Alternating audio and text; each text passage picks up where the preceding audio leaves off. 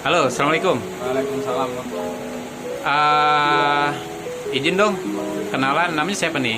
Namanya Anwar Besi, Bang.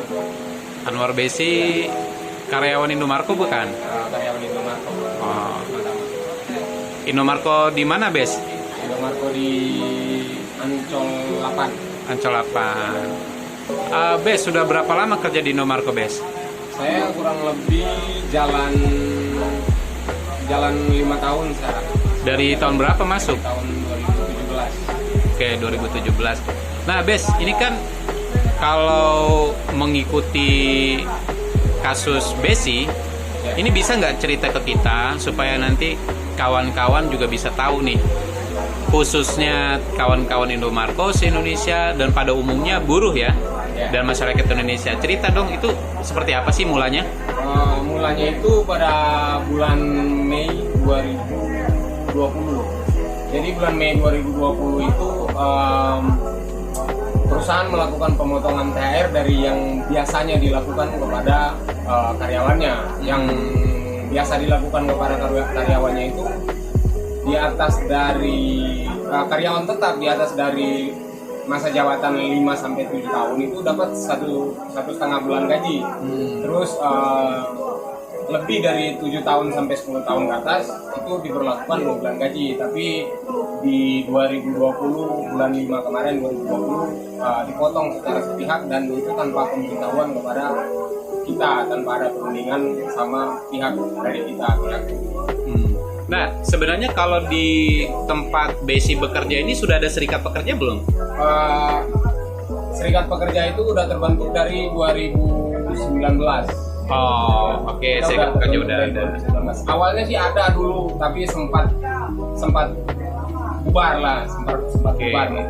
Nah, di kejadian bulan Mei itu, ketika tadi perusahaan akhirnya dianggap oleh karyawan atau anggota serikat pekerja, karyawan lah ya, umumnya karyawan ya, itu dilakukan pemotongan itu. Nah, apa yang terjadi saat itu, Bes?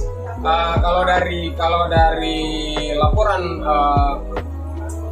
kalau saya bilang juga nggak jelas ya, persoalannya dari mulut ke mulut doang. Dia nggak bisa membuktikan bahwa real gitu, nyata bahwa itu terjadi, karena dari laporan yang diterima dari orang DC ke kita, manajer DC itu beda sama laporan dari CEO Indomarko Prismatama sendiri kepada media, bahwa sebenarnya di tahun 2020 itu kita tidak mengalami kerugian, malah mengalami pengelonjakan omset 7-10%. Tapi yang dilaporkan oleh pihak manajer DC itu bahwa Indomaret itu mengalami dampak atas virus yang ada di Indonesia sekarang. Nah, kemudian karyawan melakukan tindakan apa, Bes? Bisa cerita nggak?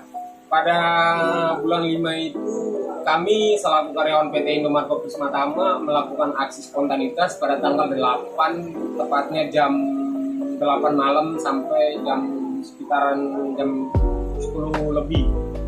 Itu kami mogok, tidak mau melakukan pengiriman, khusus divisi supir pada malam itu. Jadi di situ kita sempat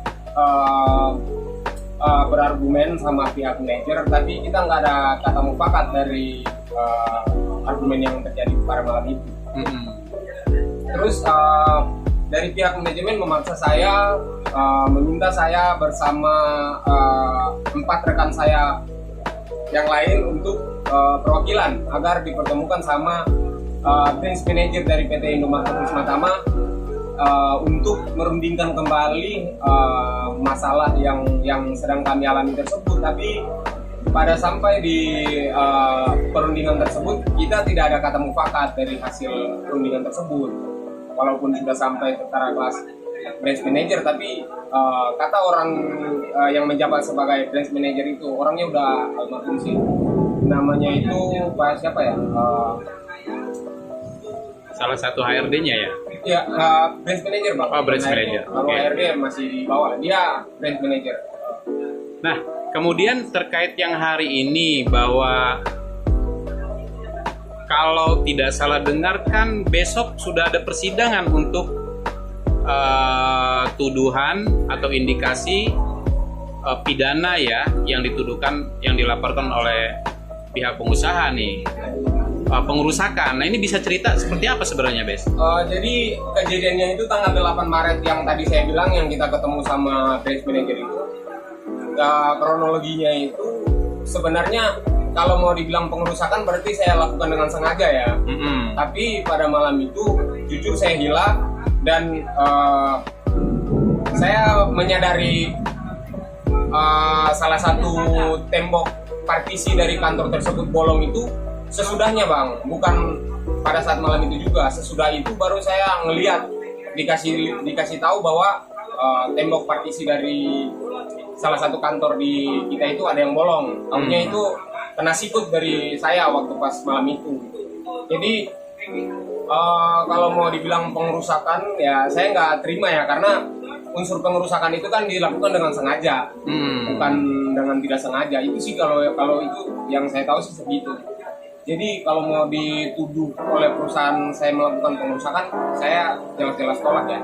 Karena saya jujur saya udah bikin video permintaan maaf, saya udah ngomong juga segala macam sama branch manager sama atasan-atasan Indomaret, tapi tidak ada itikat baik juga dari pihak Indomaret. Bahkan saya kan udah bersedia untuk mengganti rugi barang yang rusak tersebut, cuman dia tidak mau, makanya dia